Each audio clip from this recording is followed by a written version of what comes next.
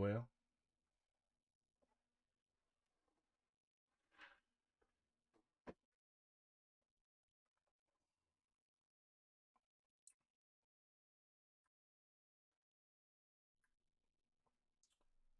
what's good, happy people? What is good, happy people? Turn this up a little bit, but I'm back, man. Your boy back. It's been a minute. It's definitely been it's been a hot minute. It's been a long time. I shouldn't have left you without a no beat to step to. But yeah, I finally got everything up and running again. It was frustrating me not being able to stream and just having everything stuck in one place. But yeah, I'm back. I'm officially back. The podcast is going to be streaming weekly on YouTube. That's the official announcement. Officially streaming on YouTube from here on out. And yeah, man, I'm looking forward to some stuff. I think it's going to be exciting. I think it's going to be some nice, dope changes that everybody will enjoy. So yeah. So I mean, this is just gonna be, my typical 30-minute podcast episode. It ain't gonna be nothing too crazy. Got a Ben Shapiro quote for you guys. Got some I don't know if I want to say motivation, but it's motivational to me. Like it helps motivate me. So podcast is on my terms, right? So I hope I can pass on some things to motivate y'all. And yeah, story about weed money. Well, not story, but the story I read. So yeah, I guess technically a story. I'm all over the place today. So I'm just gonna make sure we're going, and yeah, I guess just officially kick it off.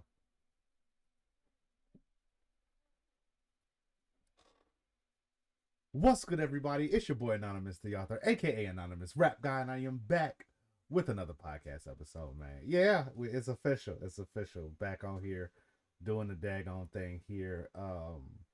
So yeah, man, it's been a minute since the podcast has been live. It's a minute since I talked to you guys.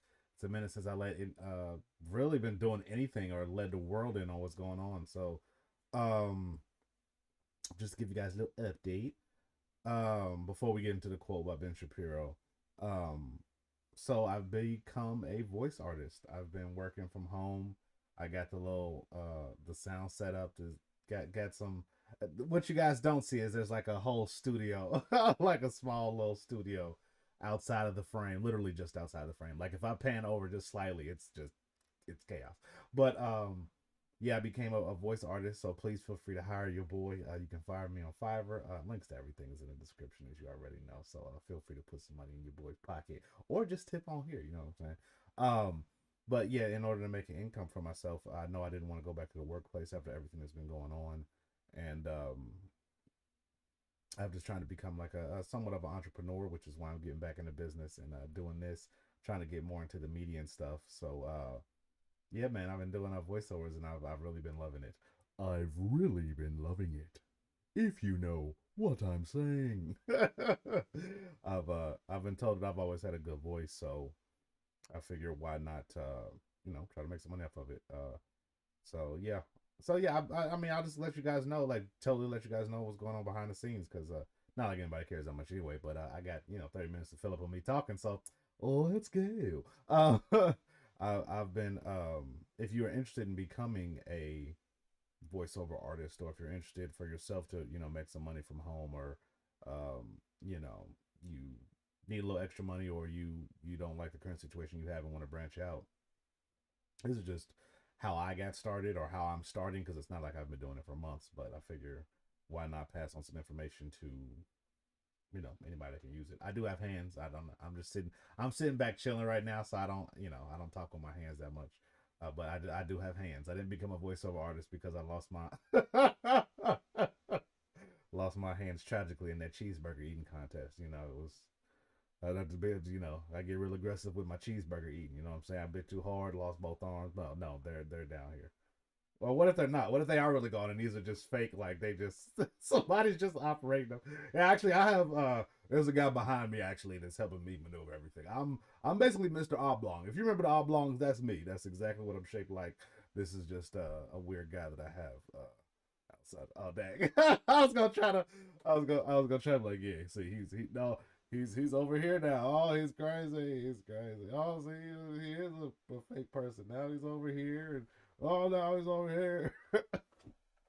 If you're just listening to this, I sound crazy. I'm sorry, guys. Y'all know that I'm a little off my rocker. But what I'm saying is this: if you're listening to me, I wouldn't be mad if you tuned off. Should I start over? No, I shouldn't start over. This is what the podcast is. This is me being stupid. So as I was saying before I was really interrupted, I'm gonna have to edit this so terribly, guys. Anyway, these are my tips. These are my tips on how to get started in becoming a voice artist in the year 2022, or the tips that I used to make a little bit of extra money, a little bit of side cash. So, just get a voice reel started. I mean, just really, not. I won't even say a voice reel. I would just say start recording yourself talking. Like, just get started.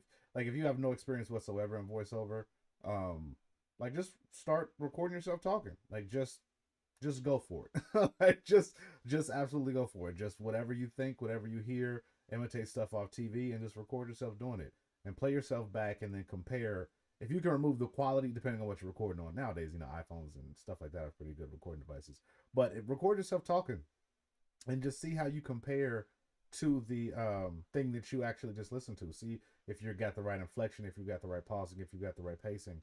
And then once you get confident doing that, I just suggest getting into like Facebook groups, or on Twitter, or Reddit. Just find these groups, voiceover artists, search job, search voiceover. Just had a bunch of them, and there are always people looking for people to do certain things here and there. Some may be paid, some may not be paid. But once you start getting into the groove of like, hey, this is deadlines and recording for yourself, and learn to edit a little bit. There's all types of tutorials on how to edit your stuff. I use Audacity. It's so easy to edit in Audacity. You literally just go in, remove. It's super easy. It's a million and one tutorials that you guys can check out. I'm more than willing to give people tutorials if they want. Just leave a comment, and I will absolutely send a link to you guys out there. But yeah, just start recording on everything. Once, like I say, once you get comfortable with that, download. I want this to be as free and as cheap as possible. So I suggest personally downloading Audacity for a beginner, completely free software. I still use it currently. I'm probably going to be upgrading soon because I've noticed some limitations in it. But for beginners, download Audacity. Record yourself talking. Learn. There are a couple things that you need to learn as far as mixing and mastering, but put these notes in your head: noise reduction, amplifying, limiter, and filter EQ. Those will all make sense down the line, but just put those in a mental note in your back of your head. So really easy to get started on just recording and editing yourself. And then once that starts, then I signed up for Fiverr and what is that? Fiverr and Upwork and Voices 123. And I started getting work damn near immediately. Like, once I got the whole mixing and mastering my voice down, and dude, they pay good money. Like, good money. I've been doing this like a month, and I'm like 1,000 in already. So yeah, you could definitely make good money. And I'm not even like pushing it that hard. So like, people make good money doing this stuff, so why not? Hey, what I always say, I don't need all of it, but let me get just piece. You know what I'm saying? Let me get a little piece of that. You know what I'm saying? I ain't gotta be Phil Lamar, Samurai Jack. You ain't gotta make me that much money. No, he's a very popular actor, voice actor.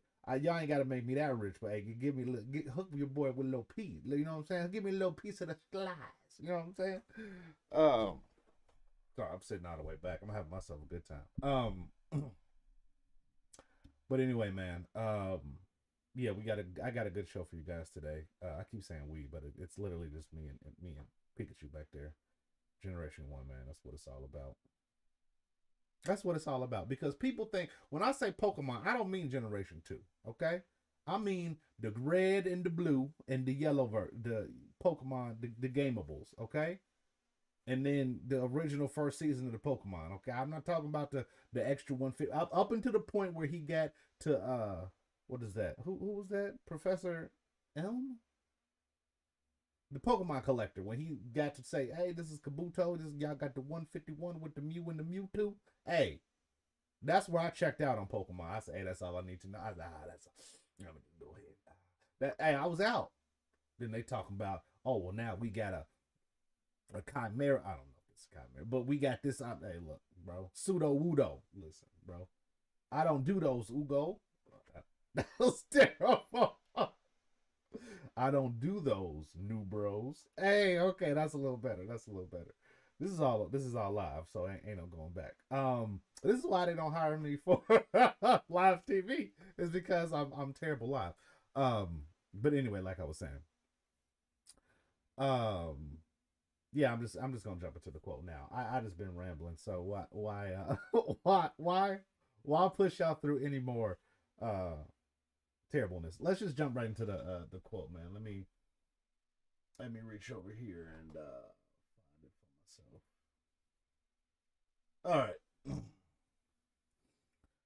So today we have a quote by the controversial,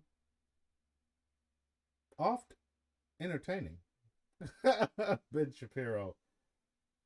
Y'all know my motto. I'm always into hearing everybody's point of view, everybody's arguments, everybody's ideas. Freedom of speech is a thing. So, yeah. And for the people that want to cancel me, because I'm amplifying a bad voice, no one watches this podcast. So, I'm not technically amplifying anything. But, no, man. Today I just have a quote by Ben Shapiro. It is a quote about what I kind of want to theme the podcast around. Not in a negative light, but just in a, I don't know, positive light, I guess, if it's not going to be negative. I try to be as positive on here as possible. I try to give y'all love and hope and insight and positive vibes with fart jokes. So, I mean, some people like it, some people don't. It's not for everybody. So, the quote I have for Ben Shapiro is see, it's just like when I do voiceovers. I mess up like 18 times before I get a good voiceover in. Okay. Every so often, we all gaze into the abyss. It's a depressing fact of life that eventually the clock expires. Eventually, the sand in the hourglass runs out. It's the leaving behind of everything that matters to us that hurts the most. So yeah, that's a quote by Ben Shapiro. I kind of want to break that down a little bit. I've gotten away from doing this in the podcast, so I definitely wanted to bring it back to its origins, which is basing it around a quote of a quote or a literature of somebody famous or something like that. So to break this down, to start off where it says, every so often we gaze into the abyss. This is a phrase that I've heard a lot about, that I've heard a lot over the years. It's just, you see how the dark things can get. You see when there's like, oh, this is like the abyss is like all encompassing, like the end, like the absence of life. It's just an abyss. Let me look up because I feel like sometimes we think we know what words mean, but let me go to a deep or seemingly bottomless chasm. So yeah, you stare into the abyss. You stare into the bottomlessness, the endlessness lacking of, and and sometimes in life, sometimes you get there and you can see it, you can feel it. You get depressed. You just feel like everything that you do is just nothing. Like no matter what I do, no matter how many rocks I throw in this pit, there's just no there's no end to it. And it's just something that I'm stuck staring into, and it's just the darkness or whatever. But but I want y'all to hang on to that fact, that staring into the, every so often we gaze into it and we see, we actually notice it. We're conscious of it. Like, oh, I'm gazing into the abyss. I'm seeing the bottomlessness of life. And then he says, it's a depressing fact of life that eventually the clock expires. I mean, time runs out for everybody. Like I know some people will call that cryptic language, but it's just straightforward. Like, listen, the clock runs out for everybody. Like, you literally don't have a clock on your chest that goes, ding, ding, ding. Oh, well, I'm dead. Oh man, I just put it in the hot pockets. You know, it's not like that. It's just um not really want hot pockets, but it's just the fact of like, you know, eventually everybody's life comes to an end. Eventually the sand in the hourglass runs out. Same kind of concept. You know, time runs out for everybody. Eventually that's the just another way to say another more colorful language, more cryptic, colorful language than just saying you die. You know, it's the leaving behind of everything that matters to us that hurts the most, and that's that feeling of you longing and you wanting something and you wanting like, oh, just like I just was joking a minute ago, but oh, the hot pockets, you know what I'm saying? I'm leaving behind my hot pockets. Yeah. Hey, the cheese, the pepperoni and the cheese, hot pockets is the only one that matters. Now debate with yourself, okay? I'm not here to fight with you, but the ham and cheese is for serial killers. But that's not what I'm here to say, okay? What I'm here to say is that it's the things that we love the most while we're here that we want to hold on to, that we feel like we're abandoning or we're losing when we pass on to the afterlife. And that's what you know, people feel like that you don't want to get sick, you don't want to get old, you don't want to die because I'm gonna miss out. Hey, I'm missing out on I'm gonna miss out on the new Game of Thrones episode. You know what I'm saying? Game of Thrones ain't even on TV no more. Okay, that's how much I'm up with pop culture. You know, I'm going to miss the new well, I don't even know what was popular back in the day. I'm gonna miss the new Beavis and Butthead on the MTVs. You know what I'm saying? The new Leave It to Beaver is on this week. I'm gonna miss those rascals. You know, uh, whatever's popular. But you feel like you're gonna miss out on these things. So it's the feeling of, oh no, I'm gonna get old, die, and miss out on this, and no matter what I do, there's nothing that I can do about this. That's just the depressing fact of life.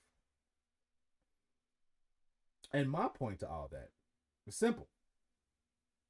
That was everybody, B. Everybody gonna die. That it sucks. You don't want to tell a baby that because you know they can't wrap their head around it. But listen, we all die, fam. Sometimes you go quick, sometimes you go slow, sometimes you go on the toilet, sometimes you go laughing, sometimes you go busting a good one off. You know what I'm saying? You go, you know what I'm saying. Talking about grapes, people. Sometimes you be out in the grape farm and you squeeze one, head explode. I don't know. I don't know what I'm talking about. That was a terrible joke. Okay, y'all get to see jokes die in real time. That's something beautiful. That is something beautiful. But like I was saying, man, it's life is fleeting. That's why we got to make the most of it. But it's also that's also the dopeness of it is that you can control how you want your life to play out. Now, a lot of time people are born with a bum hand. Now, I'm not gonna act like people aren't born with terrible, horrible hands. But even when you're born with a horrible hand, you still have the option of being a noble, upstanding person. You still have the option of having morals. You still have the option of of choosing to have an impact on other people's life in a positive manner, even if it's nothing but holding the door open for somebody or helping somebody carry something to the car or saying, hey, you people so touchy these days. So I was gonna say you can say, hey, you look good, but hey, don't tell nobody that. Don't tell nobody it look like nothing. Okay, everybody is a gray blob. You don't know nothing about nothing. Okay, that's the way we gonna do it. That's the way I've learned to operate. I don't see nobody. I don't know nothing. Okay, I don't know nothing about the past or the futures. Okay, I just know that I came here for some milk and eggs. What aisle are they in, sir? Or human? That ain't no sir. What aisle are the milk and eggs in? Jack. That's what I call. Listen, everybody, Jack. Hey, Jack. Hey, no, okay. But I start calling people Dominique. Dominique is the most unisexual name in the history. No, Aaron. Aaron is the most unisexual name in the history. Hey, Aaron. Hey, shout out to my Aarons over there. You know what I'm saying? That's what you got to start calling people these days. Because I saw somebody in the store the other day. And I said, hey, I don't. Where's the bacon? Y'all know. Listen, we got to talk about it, okay? Because I'm big. At a certain level of chub, you know what I'm saying? We just all become like just amorphous blobs. Like we just become like indistinguishable. Like a fat dude, like about around 320. Like we all listen. I've been there. I've been there, but so I recollect my weight gain and loss. Sometimes certain builds of people from the back or the side or the front, if they got on the hat or they out, sometimes people tuck their. It's like yo, I just fam, you know what I'm saying? Like, listen, fat people, we got to come together and say something. We got some. We be looking alike sometimes, bro. Like sometimes, listen, this is not judging anybody for their weight because you could be fat and fine, you could be skinny and ugly. It's all about how you choose to dress the decor. And sometimes when you chubs, you're like, look, I'm just going to the stove in a tee and some jeans, right, and a hat, and you like, I don't really care what I look like. But to the people around you, we gotta go. Excuse me, fam. Can I? You're looking swell today, fellow human. You know what I'm saying? I don't know where I was going with that. All I'm saying is this: if you fat, I like you. Oh, I'm just crazily talking on the screen, man. I'm just crazily talking on the screen. Man, I need to lose weight, bro. I need to start working out more, to be honest with you. I really need to get it together. But that's a conversation for another day. Um, so after that Ben Shapiro quote, I hope that y'all see that life happens. Take control of your life. Make the decisions that matter most to you. Impact life in a positive manner, and you really get to enjoy this thing called life. Like, um, I'm going to at some point do a self help book, you know, because I need to help myself. Just because I need to read my own words. I've always been like a list taker. Um, and I always feel like the first step to like improving yourself or getting back on top is to make a list. Um, like just take some self inventory of where you are in life. Like what are the good things, the resources and the positives that you have in your life, and like write them down, and then really enhance the positives and list the negatives in your life that are holding you back or that aren't moving you forward or that stress you out, and then start systematically trying to enhance the good things in your life and then reduce the bad things in your life. I mean, it sounds simple, but I feel like once in life you have a list or you have something you can physically go to every day and see exactly what it is, you literally see it every day, you start to notice it more in your life. And once you start noticing things more in your life, you start being able to be conscious of it. And once you're conscious of it, you're able to say, okay, I can continue this or not continue it. A lot of times in life, man, some things don't change just because we aren't even conscious of it. Like, you look up and you realize you've been doing the same thing for 10 years and you're like, oh, snap, I didn't even realize. I didn't even pay attention to it. But sometimes, if you had that thing in front of you, if you got that thing in front of you to say, hey, man, remember, you know, every time you go out to your car, or you go outside to check the mail, or you go just to get something to drink, you just walking in your own spot, or yeah, your spot wherever you live. Every day you get up on your right leg. Every single day. You don't think about it. You just do it. You just get up on my right leg first. Then you start walking. I'm gonna go get my water. I'm gonna go get my mail. I'm gonna go to the store. Every day you just start walk right leg. Right leg. And then someday somebody says, "Hey man, why don't you get up on your left leg?" You're like, what? I didn't even think about it, man. Yeah, yeah, but so somebody to say somebody you live with, like, hey, every time you wake up, you get up on your right leg, man. You've been having bad days. You always stumble. I notice you get up on your right leg, you stumble, you hit your knee every morning, and you're complaining. You got a bad day. You go outside, you're grumbling and you're mumbling, you argue with people. I noticed that you do that. Why don't you? I just, and your response is, I don't know. I always get up on my right leg. Because I get up on my right leg every day and got worn down and got sore, I guess I stumble, I hit my leg. I'm just in a bad day. You got a sore leg. You got to go out into the world. You got to go to your job. You got to work, or you got to make this money. You got to go out and face the elements of life. And with this painful leg, and then I'm bad towards everybody out there, and then in turn they bad to me, and it's just bad vibes for me. And you've been doing that same thing for 10 years, and then somebody who noticed it, like, hey man, why don't you try your left leg this morning? My left leg. I mean, why? You got to do some pushback. Anytime you want change, somebody gonna push back. What? What you talking about, man? Get up on my right leg. Why would I want to get up on Listen, man, you hit your right leg every day, okay? You ain't even got no kneecap no more, okay? Ain't even a kneecap. It's just okay? I'm gonna keep it real with you, brother. Look like a plank, okay? Say man that netty. Okay, I want the best for you. So get up on your left knee. Your left leg. Don't get up directly on the knee. You don't want to make it look like the other one, but get up on your left leg. You get up on your left leg the next day. And this the new leg. I mean, it's still your body, but it's this the other leg. This ain't got to worn out every day. Get up. I'm acting like you people get up on the right knee. You just bear it down. But no, this day you get up on the left leg. This the good leg. This the new leg.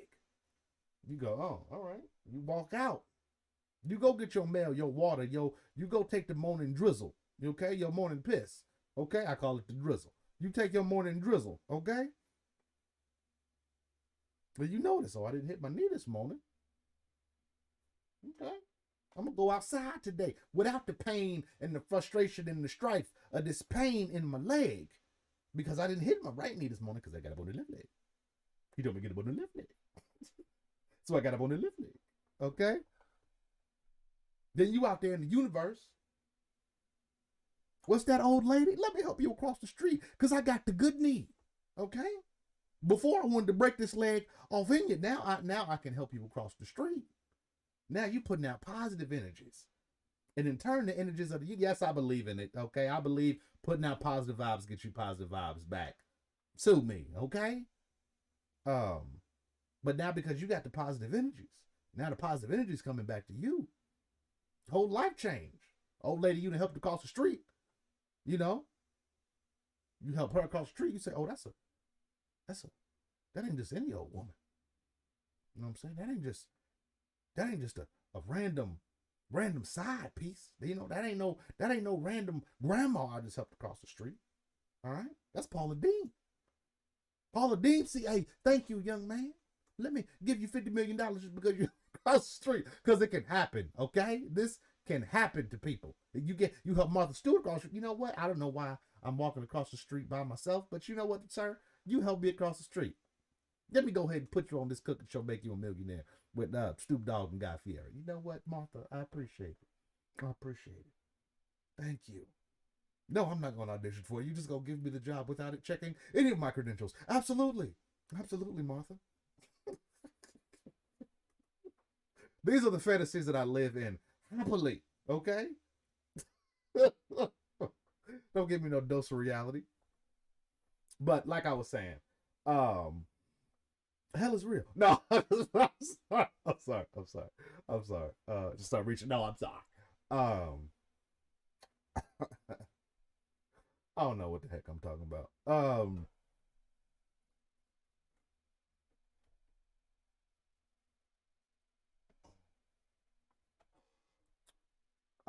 What's good, bro? I see a comment now. Rap battle cover. Sorry, bro, I'm too busy. That's why I haven't been streaming or anything like that. Sorry, bro. I forgot to cut back on the comments. But I meant to add the comments in. Oh, I meant to add the comments in.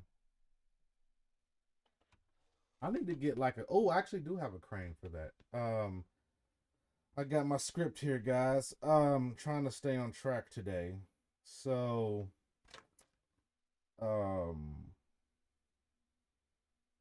yeah.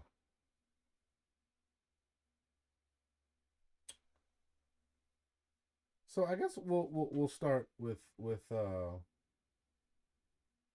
this. I guess I'll start with this, should I say. I missed you guys, and I've definitely been going through a somewhat of a depression, somewhat of a bad mental state, Um, a lacking of, if you will. I've always enjoyed entertaining. I've always enjoyed putting on a show for people. I've always enjoyed having a good time. But for whatever reason, I've just been like really withdrawn in my shell these past couple of months, days, and I just stopped creating. And I mean, that's not fair to everybody out there that's been watching, that's been keeping up with me, that's been really open with me, that's been supportive, and that's really been helping. And I just want to say, like, first off, I'm sorry, y'all. Um, that I mean, it's always gonna be something like, I'm always gonna take my own mental health first. I mean, I'm just being honest with you. I'm always gonna prioritize myself, but in the aspect of like people who that I made real connections with and that I've like talked to and that I've talked through and that I've like, y'all know who y'all are. I just want to say like sorry for just like daggone abandoning y'all if it felt like that, but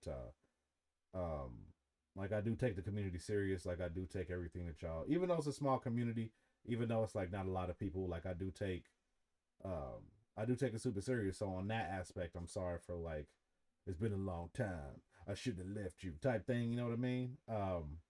But like I said, gotta take care of myself. That's always gonna be my priority because ain't nobody else gonna do it. So I might take little sabbaticals from here and there just to get myself right, just to get back in the right headspace.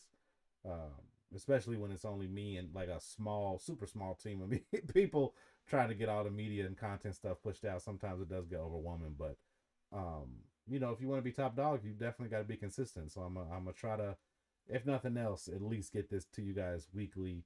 At least get this updated to you guys on a pretty regular basis, on a pretty consistent basis of the podcast dropping, of me making content that I hope everybody still enjoys, that everybody still comes to check out, and that you know we can do something dope together. We can build something dope together. But that brings me to not only the quote that I said about earlier with Ben Shapiro about staring into the abyss, but learning how I learned to enjoy my depression. And I know that concept is crazy. I know that concept sounds ridiculous and absurd, but um, I just tell stories that I think either somebody it can help somebody, or that somebody can relate to it and that they can be like, oh, I've gone through something similar, or you know, be conscious of it or try to redirect energies or whatever you want to say. I always feel like sharing experiences at the end of the day help somebody else who may be facing a similar experience, that may be feeling alienated because they feel like nobody else does. So, with that being said, um, I don't know what I'm talking about either. That I'm not gonna act like I'm so. I studied this for 15 years at the DeVry Institute. No, this is not. This is just me talking from a personal experience and me. Sometimes I feel like I'm pretty self aware about my processes and feelings, but self analyzing in itself is an absurd thing, because how can you be unbiased when you're literally analyzing the self of you? You're using the brain to analyze, whatever. But I feel like I'm pretty self aware, I guess, self analytical, self self no, not really self actualizing, but yeah, I guess myself, who's self. Anyway, sorry, I'm going off on a tangent here. Um, how I learned to like enjoy my depression. Like I'm not an expert in this, so what I say is the experience that I have is that when I feel depressed and when I feel like standing to the abyss type thing, like nothing I do matters. When I'm in that headspace, like yo, I don't can't even get up out of bed because what's the point of it all? Like when you just feel like, man, not even just like the point of it all, but the things that are going good in my life are gonna go bad. Like the games that the mind plays on itself are absolutely terrible, absolutely horrible. And I've never been formally diagnosed with depression, so that's why I say self analyzing my own self, that I do go through those bouts where you don't go to work. I've called off work so many times because it's just like, yo, I can't do it today. Like I'm an introvert too, so it's like it's double introvert. Like I can't be around people. I don't want to be around people this week. I don't want to go outside. I don't want to talk to anybody. Like it's my depression and introvert. I like I said self-diagnosed, but my my depression and introvert and even agoraphobia, like being like the fear of going outside. Like I think I all suffer from all that, man. Driver anxiety, like I'm just an anxiety riddled person, dude. I definitely laughed through it, and I definitely have had to learn some defense mechanisms to make myself feel better. Like smiling is always like, yeah, you know, it's like whenever I'm sad or depressed, I always smile. Um, or I laugh about it. I definitely laugh about it a lot. It's a cool defense mechanism, I guess, because like when you smile and laugh naturally, it makes you feel cheerful. So I feel like that's a good strategy that I've developed to like trick myself, and not just trick myself with people, but trick people around me. Like, you know, oh yeah, I got you, man. Like, I mean, yeah, I mean, pretty much anybody can laugh on command, so I don't want to make it sound like it's so super duper deep, but um,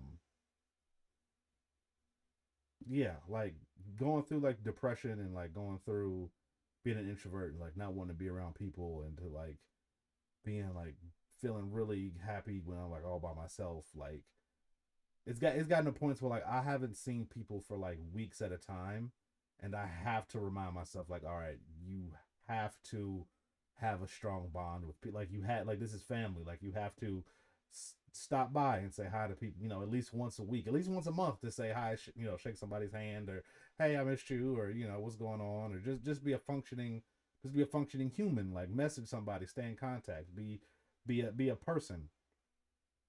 Um, you know, and when you are already like that, and then you have to go through like a mental space where you feel like, you know, no matter what I say to somebody, they're gonna take it the wrong way, or I can't really express myself in the right way that I want to be, you know, that I want to talk to people. Like sometimes we have this idea of how you want a conversation to go or what you want to talk to somebody about, and then it goes completely off the rails, and you're just like, how did I?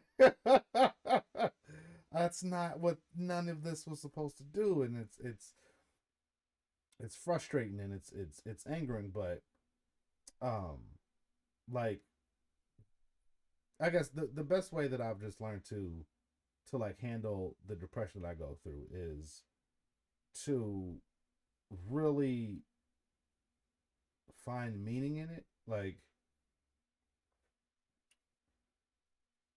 on those days when I'm like, man, I don't want to get out of bed. Like, dude, I just, oh God, I just, my legs are just melted underneath the sheets. They're just so comfy, and the bed won't do me wrong. The bed won't abandon me. The bed only whispers sweet nothings in my ear about chocolates and cakes and pies. Um, but you don't want to do anything. Like you just like, man, I'm just so happy here. I don't want to freaking move. Um,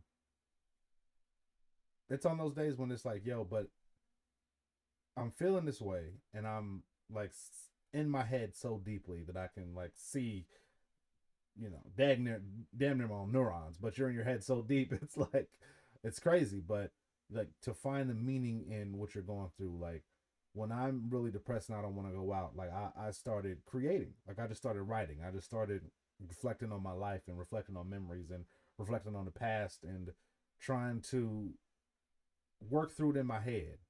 Like when I get really depressed, I become super analytical. I become absurdly, ridiculously analytical because it's like I don't want to deal with anybody outside, so I just go into my own head. And at first, it was really like depressing, but it got to a point where I like started meditating, and it's like the negative feelings that I had, I realized that I had to work through them, and I feel like that's the only way I well not like I said I'm not a medical doctor because medicine is needed, especially if prescribed by a professional. So don't listen to me on that front. But I do feel like working through it in your own mind, or being able to work through your own mental, no, no, that's wrong, because if you do suffer from schizophrenia, yeah, yeah, yeah, I'm wrong on that front. I'm absolutely wrong on that front.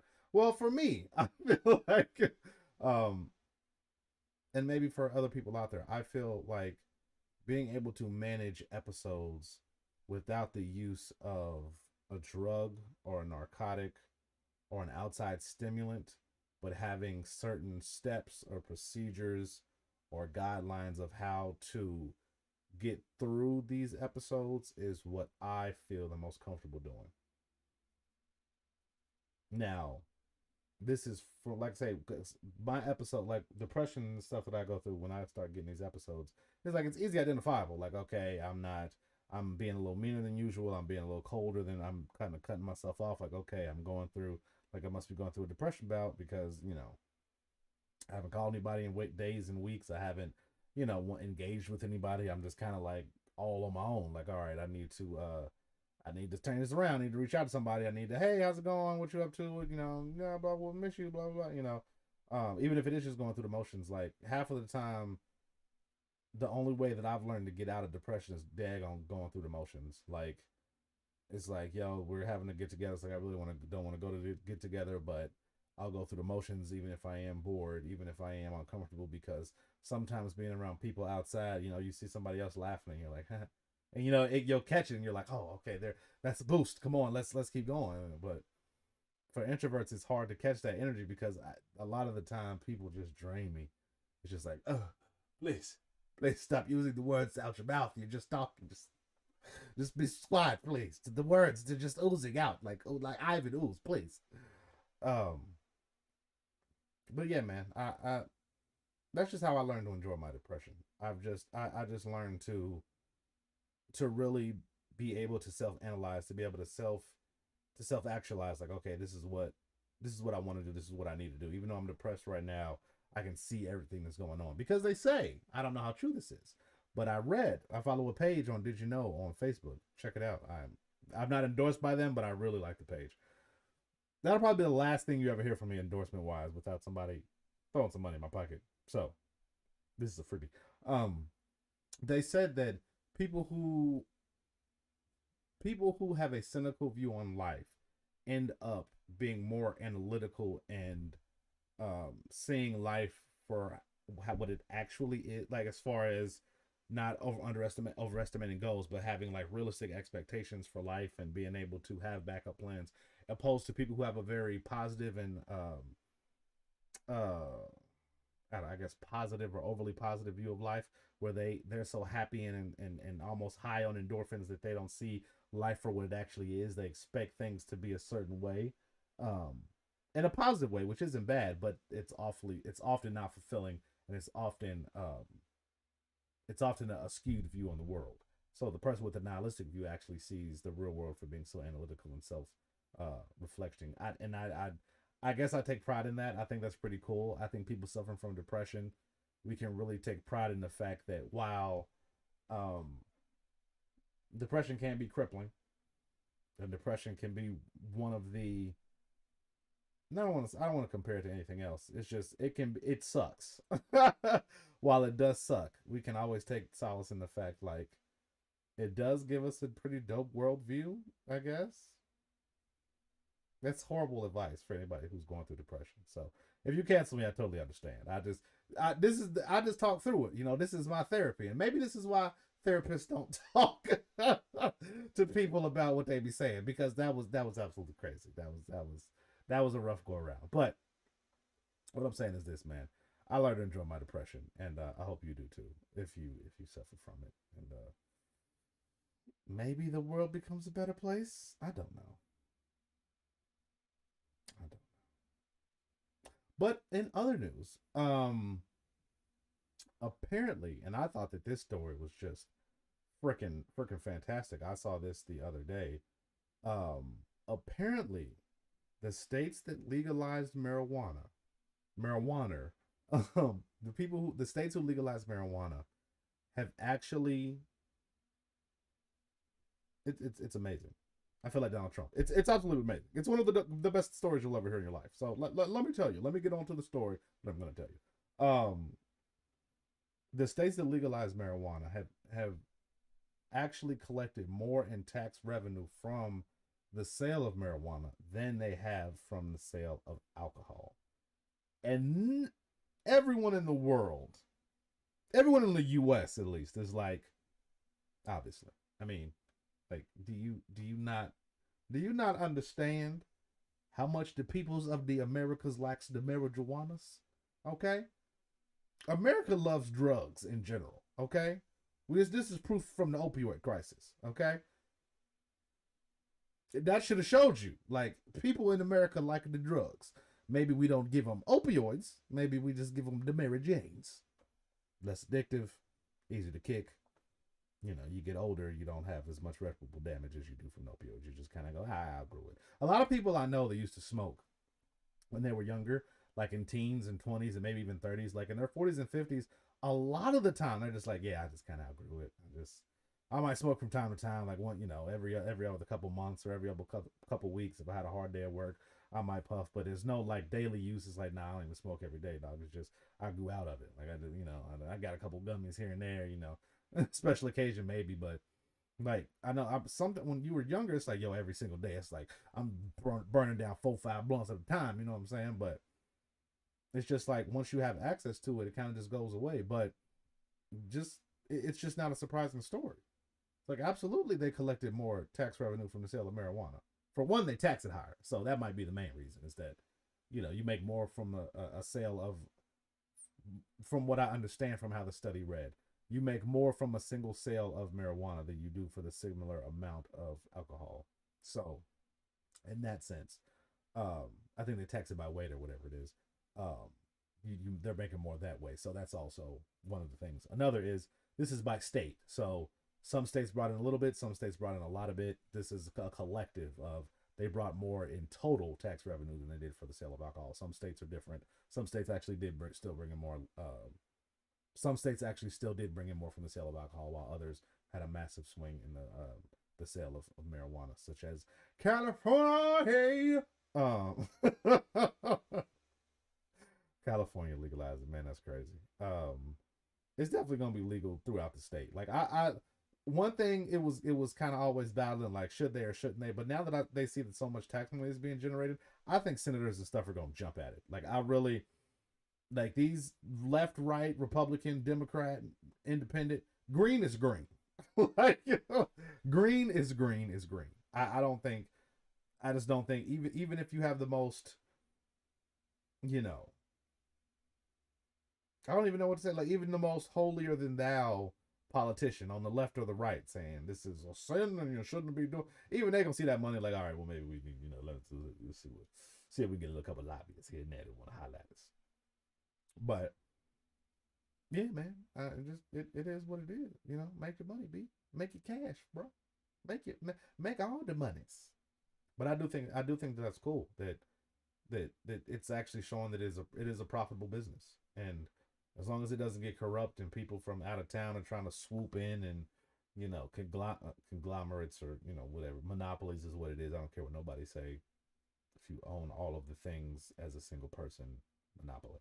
But you know what are laws to rich people anyway? They everybody they figured out the ways to get around it. So the same way I get around the security glass in the Walgreens, they get around the long arm of the law. Anywho, oh, depression sets in again. Um, but yeah, man.